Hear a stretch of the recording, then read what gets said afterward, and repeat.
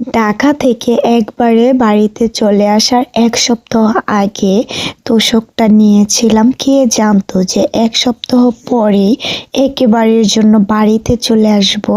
আসসালামু আলাইকুম এভরিওয়ান, সবাই কেমন আছেন? আমার গলাটা একটু বসে গিয়েছে, ঠান্ডা লেগেছে, তো গলার দিকে নজর না দিয়ে আমার পুরো ব্লগ ভিডিওটা সবাই উপভোগ করুন।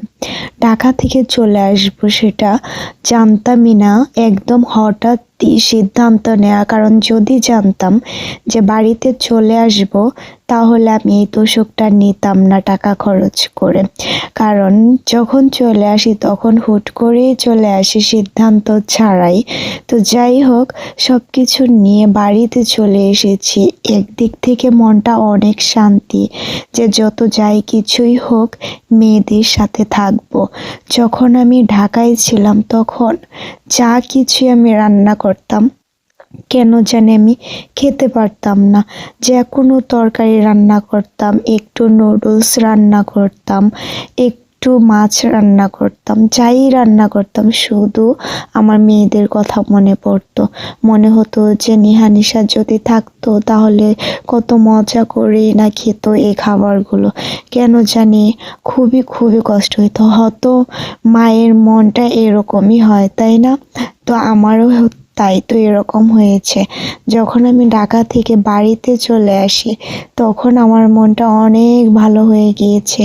কারণ আমি আমার মেয়েদের সাথে আছি। আমি যা কিছুই খাই না কেন মরিচ দিয়ে ভাত খেলেও অনেক ভালো থাকবো। ঢাকায় গিয়েছিলাম জীবিকার তাগিদে, কারণ মেয়ে দুজন হয়েছে। গ্রামে থেকে দেখা যায় যে মেয়েদের দিকটা সামাল দেওয়াটা অনেকটা কষ্ট হয়ে যায়।